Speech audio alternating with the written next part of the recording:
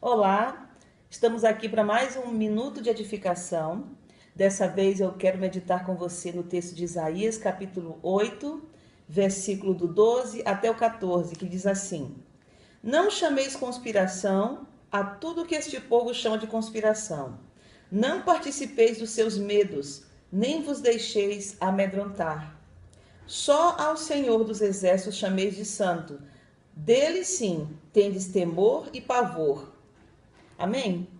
O tema da nossa ministração domingo foi ao Senhor, a Ele temei.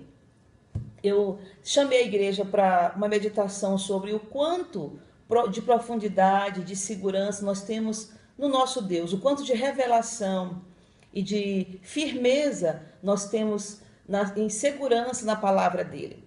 Será que nós estamos preparados como igreja para passar por um tempo de tribulação e perseguição? Nós que somos de um país tão pacífico, pregamos o evangelho com tanta liberdade. Quão profundo está a revelação do Senhor e de quem Ele é, do seu caráter, a ponto da igreja estar madura o suficiente para passar por opressões e perseguições, como alguns irmãos têm passado naquela região do Oriente Médio. Eu trouxe uma palavra domingo que eu creio que trouxe para a igreja um conforto, um confronto maior, que foi baseado num texto do livro de 1 Samuel, capítulo 4, a partir do capítulo 4 e 5, que fala do tempo em que a arca do Senhor foi tirada do meio do povo de Israel. Eu trouxe à igreja uma meditação sobre as situações adversas de profundos desastres que pode vir a acontecer ao povo de Deus, mesmo exercendo cargos de liderança, cheio de unção, capacidade de Deus. E é muito importante a gente entender como Deus se comportava e tratava com seu povo no passado, porque embora estejamos debaixo de uma nova aliança, um novo trato, o seu caráter e a sua santidade permanece. Então, como foi que Deus tratou com a rebeldia e a idolatria do seu povo no passado?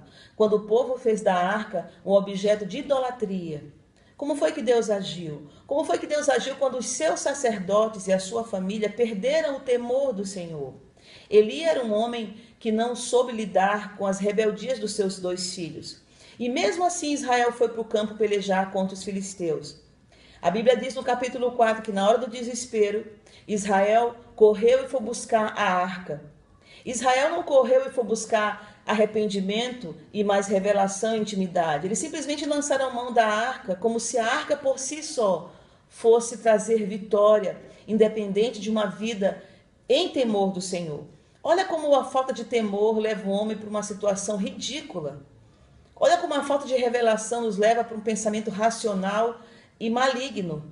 Já havia derrota no povo de Israel. Essa derrota só foi consolidada publicamente quando eles se expuseram num campo de batalha sem o mínimo preparo diante dos seus inimigos. O ídolo Dagon cai diante da arca do Senhor.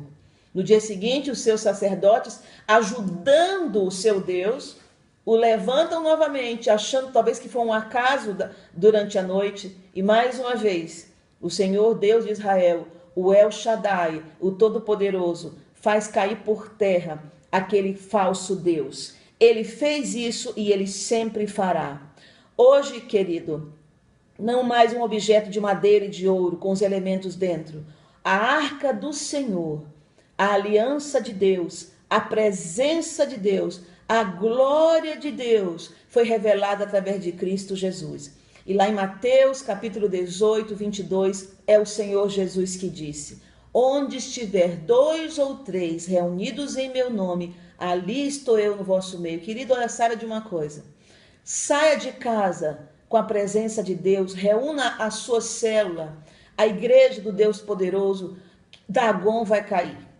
Confie que você é luz nas trevas desse mundo, que você é sal no mundo que está se perdendo, devassa e sensual. Você precisa entender que Deus é por nós. E há uma pergunta ousada: quem será contra nós? A Bíblia não é uma lenda, não é um livro de historinha. É por isso que nós amamos a palavra, porque ela é transparente, traz uma história verídica de que Deus um dia expôs ao ridículo um Deus falso, e ele continua expondo ao ridículo os deuses desse mundo. A Bíblia diz lá em Colossenses que o Senhor Jesus expôs à vergonha principados e potestade quando ele expirou na cruz, envergonhou os planos do maligno. E você, se quiser ser vencedor, venha fazer a sua aliança com aquele único que pode garantir vitória, porque todo mundo jaz no maligno, na falsidade e numa derrota garantida. Por isso eu quero afirmar para você, querido,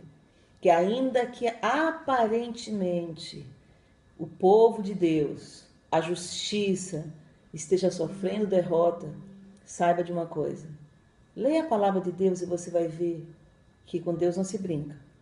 Ele nunca perde uma batalha, jamais vai perder. E a garantia é que quem está nele é vencedor com ele, é mais do que vencedor. E eu volto a lembrar o texto de Isaías capítulo 8. Temei ao Senhor. Quando a gente teme a Deus, os outros temores desse mundo passam.